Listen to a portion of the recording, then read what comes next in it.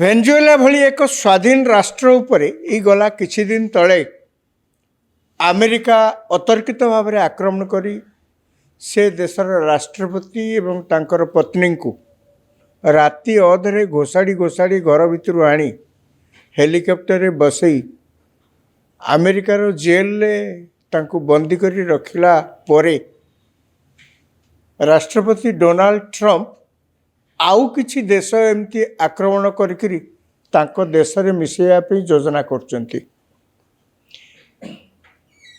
ଏ କଥା ଶୁଣିଲା ପରେ ସାରା ବିଶ୍ୱରେ କହିବାକୁ ଗଲେ ଏକ ପ୍ରକାର ଚହଳ ପଡ଼ିଯାଇଛି।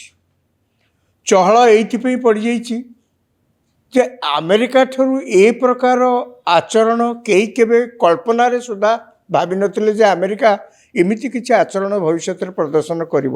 ଏକଥା ସମସ୍ତେ ଜାଣିଛନ୍ତି ଯେ ଆମେରିକା ହେଉଛି ଧନୀ ରାଷ୍ଟ୍ର, ସାମରିକ ଶକ୍ତିରେ ମଧ୍ୟ ଆମେରିକାକୁ ଟକ୍କର ଦେଲା ଭଳି କୌଣସି ଦେଶ ଆଜିକା ଦିନରେ ଦୁନିଆରେ ନାହାନ୍ତି।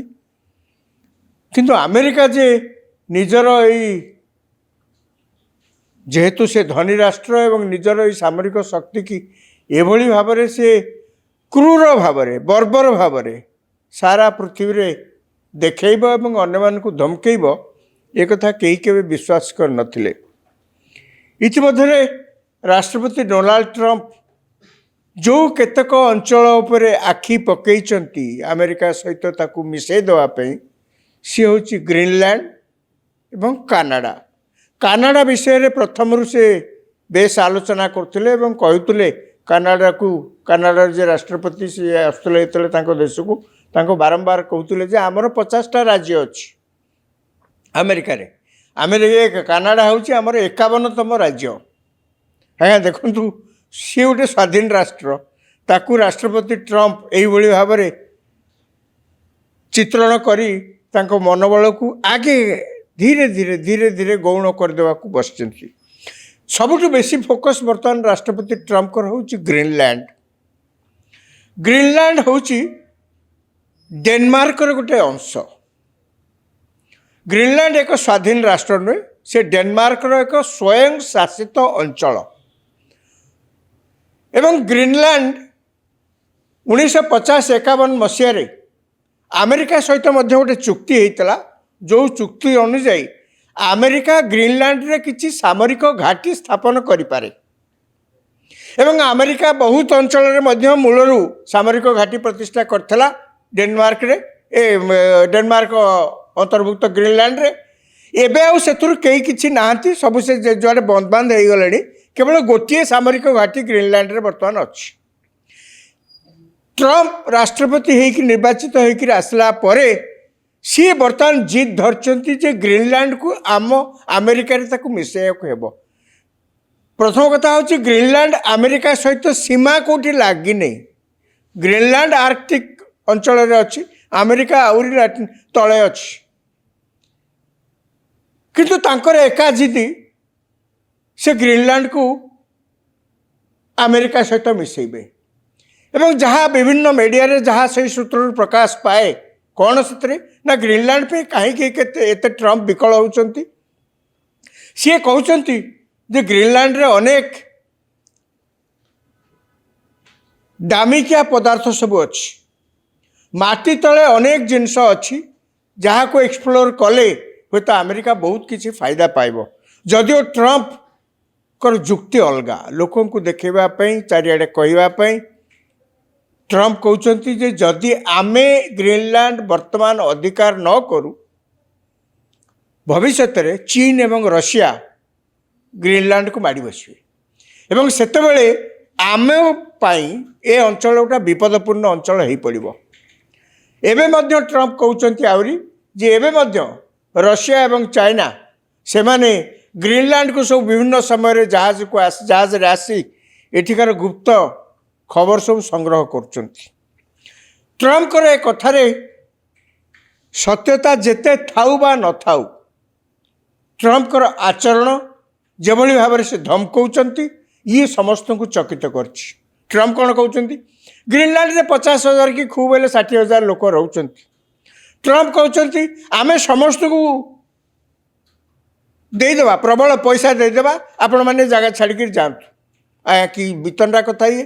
ଆଜ୍ଞା ଦେଶ ମୋର, ମୁଁ ଏଇଠି ଜନ୍ମ ହୋଇଛି, ପିଢ଼ି ପିଢ଼ି ଧରି ଆମେ ଏଇଠି ଅଛୁ।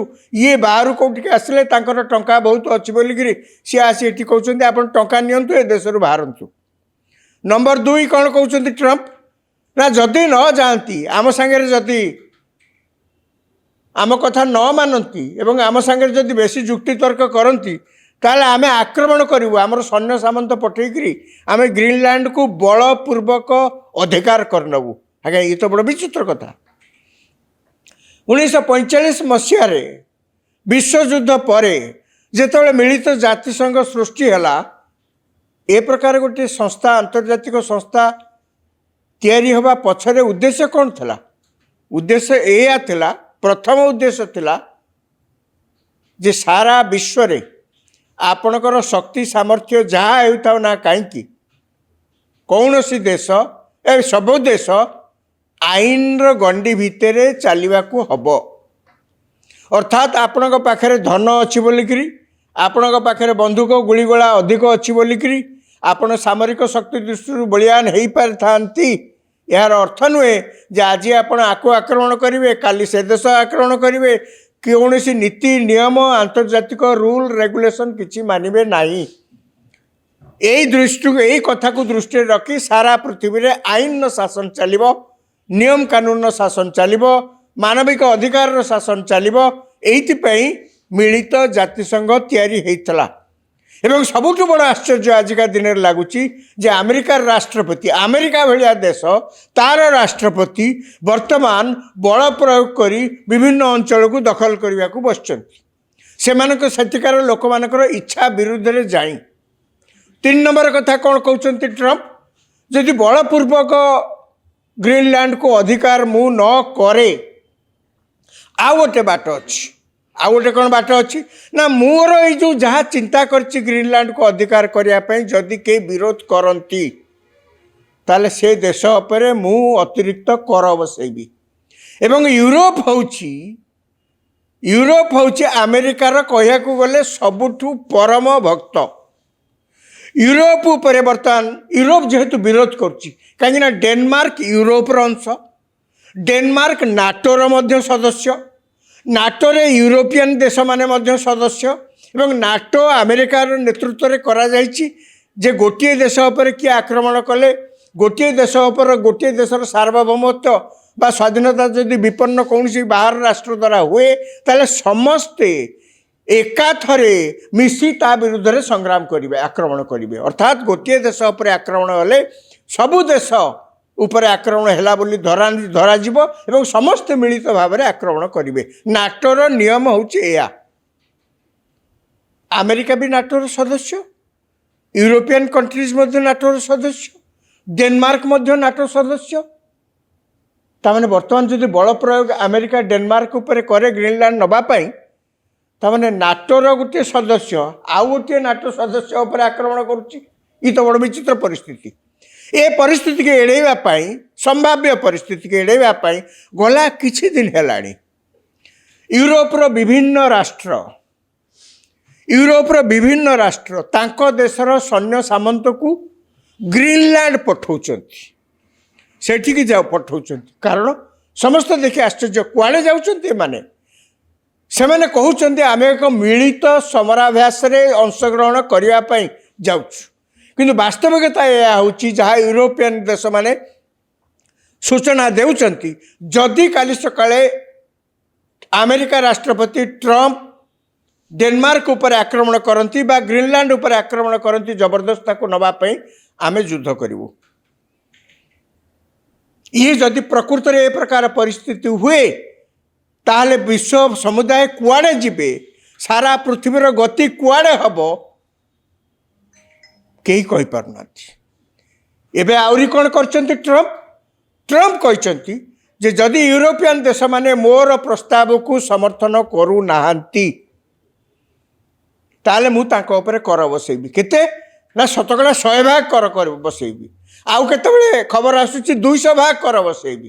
अर्थात यूरोपरू तैयारी होतिबा कौनसी दाम कौनसी पदार्थर मूल्य जदि 100 टंका हुए अमेरिका रे सी जेतबेले बिक्री होवा पे जीव अमेरिका रे पहुँचला मात्रे ता दाम डबल हो जीव मार्केट रे एते दामिका जिनिस के किणिबेनी ट्रम्प कर मनमानी को किए जदि समर्थन न करे ताहले ता उपरे अमेरिका राष्ट्रपति धमक देइछन्ते एई भली भाव रे टैरिफ से इंपोज करिवे माने सकाळे गोटे कथा संध्या बेले गोटे कथा ट्रम्प केते बेले कौन कहउछन्ती तार कि ठिकाना नाही खाली सेतिक नुहे आउरी सबुठु आपण माने शुणिक आश्चर्य हेबे ट्रम्प जहाँ कहउछन्ती माने आपण को बेले बेले लागिबो ये अमेरिका राष्ट्रपति हेले केमती कौन से कहउछन्ती आपणकर मन थिबो जेतेबेले नोबेल पीस प्राइज कथा उठिला ट्रम्प सेतेबेले व्हाइट हाउस को राष्ट्रपति नुआ नुआ आसिला परठारु तार अल्प किछि मास परे से दाबी करवा आरंभ कले अमेरिका राष्ट्रपति शुणिक तो हस मारुछि कौन दाबी कले ना मु नोबेल शांति पुरस्कार पाइबा पई सर्वोत्तम योग्य व्यक्ति आज्ञा ये की कथा आउ किए लोक किए कहते कथाटा कहीं धरी न था अमेरिका राष्ट्रपति एक कथा कहला पर समस्ते शुणिक हसिले सी किंतु तांको जिद्रे अटल मते ही नोबेल पीस प्राइज दिज्व कौन कारण सी आसिक दाबी कले मु राष्ट्रपति गिरी आसला परे सारा पृथ्वी प्राय 8टारू अधिका बड़ बड़ युद्ध बंद कर देछि आज्ञा कोठी बंद कले कौन कले केते बंद कले ता तो पर कथा ता भितर गोटे से कहले भारत पाकिस्तान भितर जो युद्ध आरंभ होता पहलगांव घटना परे जो आरंभ होता भारत पाकिस्तान मध्य युद्ध जो आरंभ होता जी दिन भी चालू जी स्केल भी चालू ना कहीं ट्रम्प दाबी कले मुझे बंद करी एक भारत स्वीकार करू मु बंद करची बोली दुई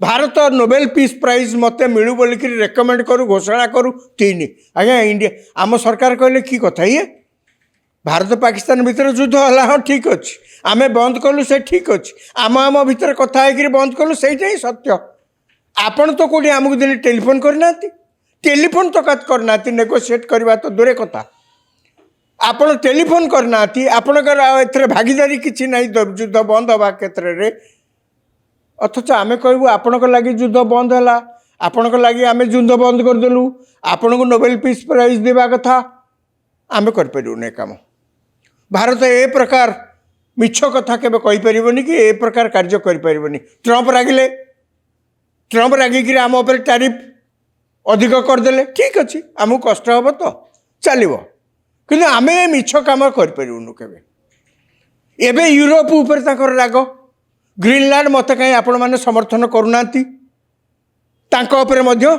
टैरिफ बसई कर बसैवा आरंभ कर खाली सेतिकी नुहे आउरी आपण को सबुठ बेसी आश्चर्य लगे हसवे आपण मैंने ट्रम्प कौन कहते ट्रम्प डेनमार्क को कौन कहते ट्रम्प कहते तुम देश रे शांति रहिला कि शांति गला उजुड़ी गला मोर से किसी जायस नहीं मुझे देश रे शांति प्रतिष्ठा हब न हब युद्ध हब न हब शांति ब्याहत हब मुझे आदौ विचलित नुहे कहीं ना मत तो तुम्हें शांति पुरस्कार देलनी नोबेल प्राइज तुमर शांति हेले केते नहेले केते आज्ञा माने आकु जदि गोटे पिला द्वितीय श्रेणी पिला कि स्कूल अति छोट पिला को जदि एक कथा कहे सी ताली मारी हसब अमेरिका राष्ट्रपति सारा विश्व रे यही खबर दौरान समस्ते प्रचार कर अमेरिका राष्ट्रपति यह कहते मते तो तुम्हें शांति पुरस्कार देलनी आउ तुम देश में शांति रहिला कि शांति उजुड़ी गला मोर से किसी जायस नहीं तांकर कथाटा अति पिलालियामी बाचालामी लागिपारे अनेक एक कथा को हेय ज्ञान करिपारंती अनेक एक कथा कही पारंती जे अमेरिका राष्ट्रपति जहाँ कहते तांकर कथार किसी तालमेल ना ठिकना कथार किसी ना जो शब्द रे याकू वर्णना कले गोटे कथा हूँ वास्तवता ये बाचालामीर कुपरिणति किसी कम नुहे ये बाचालामीर कुपरिणति जोगु आज पृथ्वी रे अर्थनैतिक अस्थिरावस्था सृष्टि होइछि ट्रम्प सकाळे गोटे टैरिफ संध्या बेले गोटे टैरिफ क्या 10% क्या 15% କାହାକୁ ରାଗିକିରି 50%, କାହାକୁ କହିଲେଣି ଯେ ତୁମେ କାହିଁ ରଷିଆଠୁ ତେଲ କିଣୁଛ ତାଙ୍କୁ ବନ୍ଦ କର, ତାଙ୍କ ଉପରେ ଟ୍ୟାରିଫ୍ ବସେଇଲେ। ନିଜେ ଦେଖିଲାକୁ ରଷିଆରୁ କିଣୁଛନ୍ତି, ସେଥିରେ କିଛି କହୁନାହାନ୍ତି, ଚୁପ୍। ନିଜର ଆଲି ୟୁରୋପିଆନ୍ ଦେଶମାନେ ରଷିଆରୁ ପର୍ଯ୍ୟାପ୍ତ ପରିମାଣରେ ଗ୍ୟାସ୍ ଏବଂ କ୍ରୁଡ୍ ଅଶୋଧିତ ତୈଳ କିଣୁଛନ୍ତି, ତାଙ୍କୁ ବି କିଛି କହୁନାହାନ୍ତି। ଟ୍ରମ୍ପ ସକାଳେ ଗୋଟେ କଥା, ସନ୍ଧ୍ୟାବେଳେ ଗୋଟେ କଥା, କଥା କଥାକେ ଧମକଉଛନ୍ତି ମୁଁ ଆକ୍ରମଣ କରିବି। ଭେନେଜୁଏଲା ଭଳି ଗୋଟେ ସ୍ୱାଧୀନ ରାଷ୍ଟ୍ର, ଯାହାକୁ ସେ କହିଲେ ଯେ ତାଙ୍କ ରାଷ୍ଟ୍ରପତି ଡ୍ରଗ୍ କାର୍ଟେଲରେ ଅଛନ୍ତି, ତାଙ୍କ ଦେଶରେ ଡ୍ରଗ୍ ଆସିକିରି ଆମେରିକାରେ ବିକ୍ରି ହେଉଛି। ଆଜ୍ଞା, ଟିକିଏ ବି ସାମାନ୍ୟତମ କେଉଁଠି ଟିକିଏ ହେଲେ ବି ପ୍ରମାଣଯୋଗ୍ୟ କଥା ମିଳିଲା ନାହିଁ। ତାପରେ ମଧ୍ୟ ସେ ଦେଶକୁ ସେ ଆକ୍ରମଣ କଲେ। ଖାଲି ତ ଆକ୍ରମଣ କଲେନି, ସେ ଦେଶର ରାଷ୍ଟ୍ରପତି ତାଙ୍କ ପତ୍ନୀ ଘରେ ରାତି ଅଧରେ ଶୋଇଥିଲା ବେଳେ ତାଙ୍କୁ ଘୋଷାଡ଼ି ହାତରେ କଡ଼ି ଗୋଡ଼ରେ ବେଡ଼ି ଦେଇକିରି ନେଇକିରି ଆମେରିକାର ଜେଲ୍ ଭିତରେ ରଖିଛନ୍ତି।